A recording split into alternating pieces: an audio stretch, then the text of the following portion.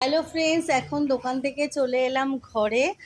আর আমাদের লক্ষ্মী পুজোর তোড়জোড় আজকে থেকেই কিছুটা শুরু হয়ে গেছে।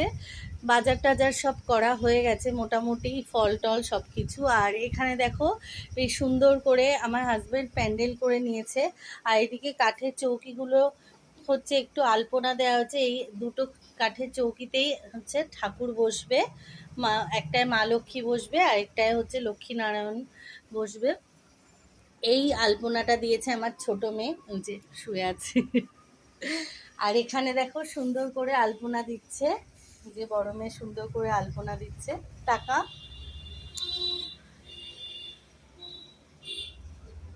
এটা আগের বছর ফেব্রিক দিয়ে আলপনা করা ছিল, এটার ওপর থেকে ও এবারে একটু অন্যরকম করে সুন্দর আলপনা দিচ্ছে। আর পুরোটা আলপনা দেয়া হয়ে গেলে অবশ্যই তোমাদের দেখাবো। এখন চলছে আলপনা দেওয়ার কাজ।